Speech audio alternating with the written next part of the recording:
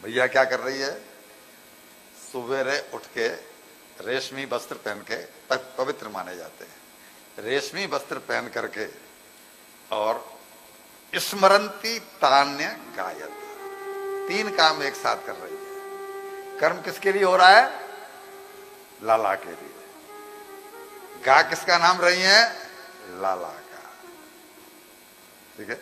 और जो चिंतन है वो किसका हो रहा है? भगवान हमसे क्या चाहते हैं? मनसा वाचा कर्मणा केवल उनकी तरफ हमारा चित्त। और मैया का यहां पर वही स्थिति, मैया जो भी कर रही है वो तीनों में कृष्ण ही कृष्ण है। परिणाम उसका क्या हुआ कि लाला जगे,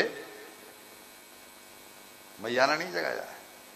ज्यादातर आप लीला पढ़ो तो क्या सुनने को, क्या पढ़ने को मिलता है कि मैया लाला को जगाती है। जागो नंद लाल भोर भयो अंगना, वो जो भजन है ना, वो जो भजन है, तो मैया रोजाना तो जगाती थी, मैया रोजाना तो लाल जी को जगाती थी। लेकिन आज जब मनसा वाचा कर्मणा लाल जी में हो गई तो लाल जी को जगाना नहीं पड़ा, लाल जी खुद ही जगे और जाकर के मैया के पास पहुंचे। क्या कि मैया मोए भूख लगी है, मैया मोए भूख लगी है। भगवान कहते हैं कि तुम सारे कर्म जो करो ना उनके बीच में मुझे रखो, मुझे भूलो। हम भूल जाते हैं, उसका दंड हमें झेलना पड़ता है, हमको पता तो पड़ता नहीं।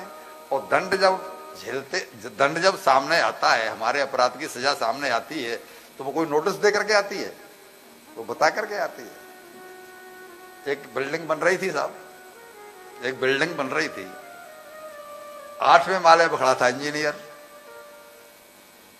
नीचे मजदूर काम कर रहे थे।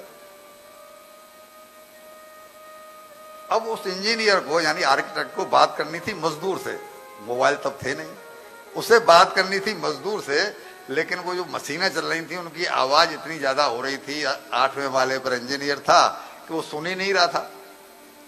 तो उसने क्या किया कि एक 10 रुपए का नोट थोड़ा गुड मुड करके और ऊपर से फेंका, वो उसके सामने गिरा मजदूर के, और मजदूर ने उसको सीधा किया और अपनी जेब में, उसने देखा ही नहीं कि ये आया कहां से।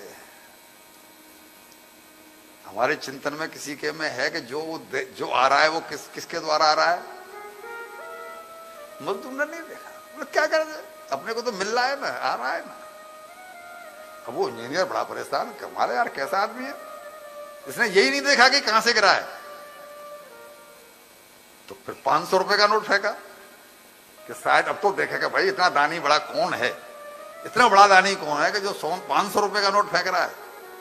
500 रुपए का नोट फेंका, 500 रुपए का नोट उसके सामने गिरा तो गड्ढ उसने फिर सीधा किया एकदम प्रेस करके, और फिर नहीं देखा। अब तो उसको बहुत बुरा लगा कि उंगली सीधी करने से बाद, तो उसने कंकड़ी उठाई, तो कंकड़ी उठा करके जो ऊपर से पटकी तो उसके बिलबिला गया, और बिलबिला गया तो फिर ऊपर की तरफ देखता है कि किसने मारी।